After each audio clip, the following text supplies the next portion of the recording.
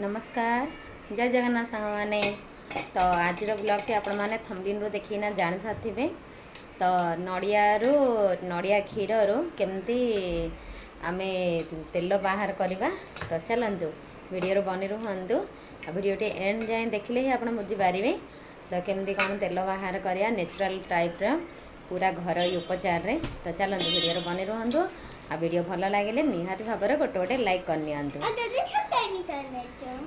आम चैनल रे नुआ की देखुले सब्सक्राइब करने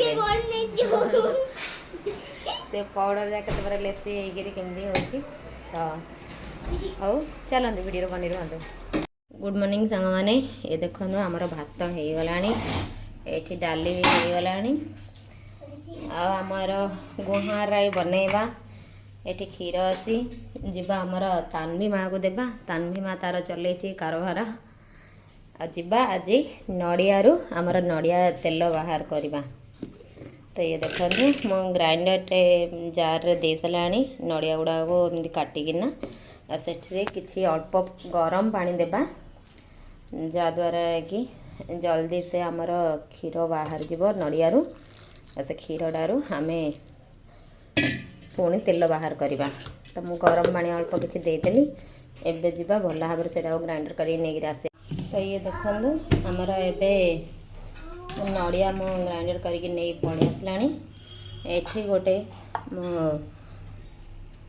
गोटे जगह गोटे नहीं से गोटे सफा रुमाल गोटे कपड़ा नहीं और से आमर जो ग्राइंडर करके रखी नड़िया कोर जाकू देदेबा ताहिरू क्षीर एवं बाहर करवा तो सबुतक एमती भल भाव में बाहर करने तो आउ एतीक थिला मु भल भाव में आउ अल्प किसी पानी नहीं गरम पानी ही आ भल भाव से सफा करके नहीं नौची एबे सबुतक आमर नड़िया कोर जगार क्षीर बाहर करने ये देखो टाइट हाथ में एमती बुले बुले से बाहर करवा देखो केते क्षीर बाहर पड़लानी आराम से इजिली आमर नड़िया क्षीर तेल बाहर करने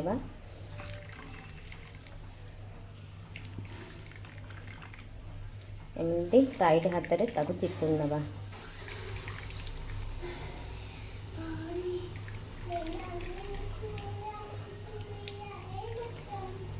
आमर सबुतक ए बाहर पड़ा क्षीर आमर एटा साइड करने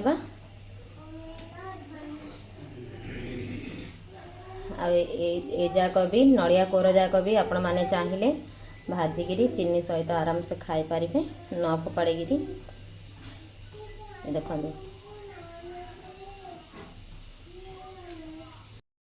तो मुझे गैस उपर आमर चढ़े नेली आमर कढ़ाई को आउ एबे गैस टी को ऑन कर नेली आ टिके गरम होगापाई से छाड़ने तो ये देखो आमर बहुत बढ़िया भाव गरम हो गलानी एबे से आमर ये नड़िया क्षीर जाकू देदेबा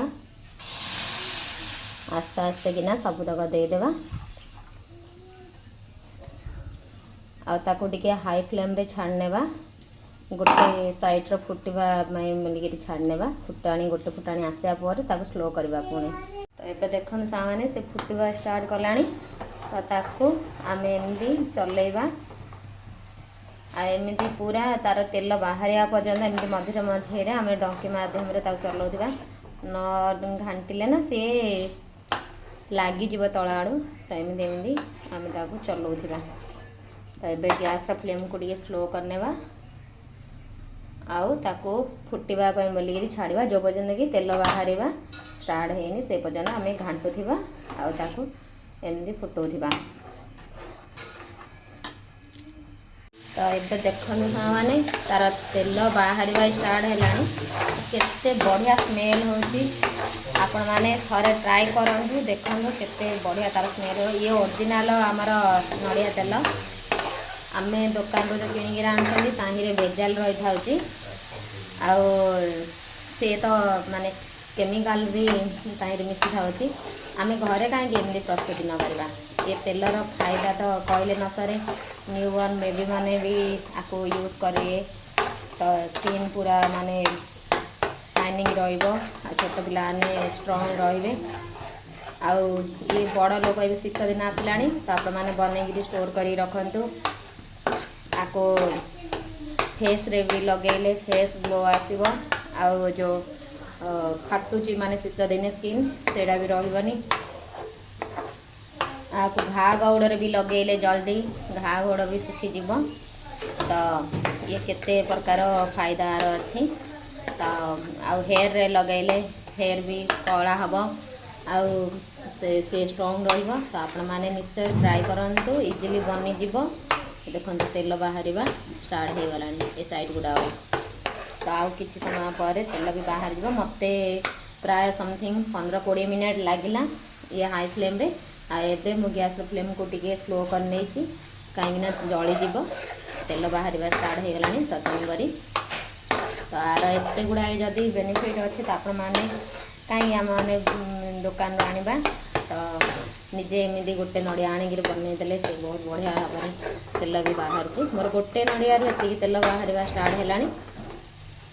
ଦେଖନ୍ତୁ ସାଇଡ଼୍ ଗୁଡ଼ାକରୁ। ତ ଆଉ କିଛି ସମୟ ପରେ ପୁରା ହେଇଯିବ। ଆଉ କିଛି ସମୟ ପାଇଁ ବୋଲିକିରି ତାକୁ ଟିକେ ଛାଡ଼ିନେବା। ତ ଫାଇନାଲି ଆମର ନଡ଼ିଆ କ୍ଷୀରରୁ ନଡ଼ିଆ ତେଲ ବାହାରିକିରି ରେଡ଼ି ହେଇଗଲା। ଦେଖନ୍ତୁ ଆଉ ଗ୍ୟାସ୍ର ଫ୍ଲେମ୍କୁ ବନ୍ଦ କରିନେବା। ତାକୁ ଗୋଟେ ଜାଗାକୁ ବାହାର କରିନେବା ଛାଣିକିନା। ଇଏ ଦେଖନ୍ତୁ ମୁଁ ଗୋଟେ ଗିନା ନେଇଛି ଆଉ ଗୋଟେ ଛନ୍ନି ନେଇଛି। ଆଉ ଏବେ ଆମର ବାହାର କରିବା ଆମର ନଡ଼ିଆରୁ ନଡ଼ିଆ ତେଲ। ଆସ୍ତେ ଆସ୍ତେ କିନା ଗରମ ଅଛି ତ ଆସ୍ତେ ଆସ୍ତେ କିନା ଏମିତି ବାହାର କରିନେବା।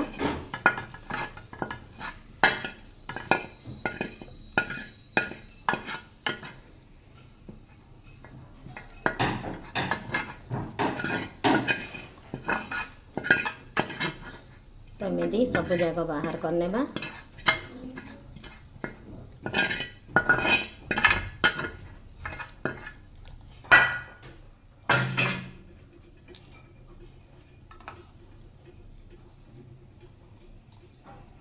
एमती टे मड़ई देवा। मड़ाइया द्वारा तार जो एक्स्ट्रा तेलटा थी सेटा भी बाहर जीव।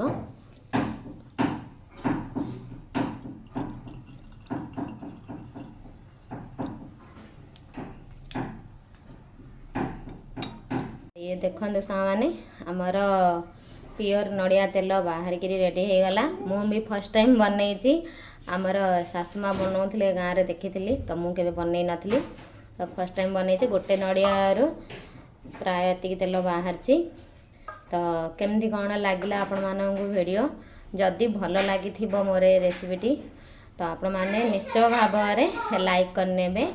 आम चैनल नुआ कि देखुले सब्सक्राइब करने जमा भी भूलें। आउ वीडियो भल लगी शेयर करने। तो रोची नमस्कार, जय जगन्नाथ, बाय बाय।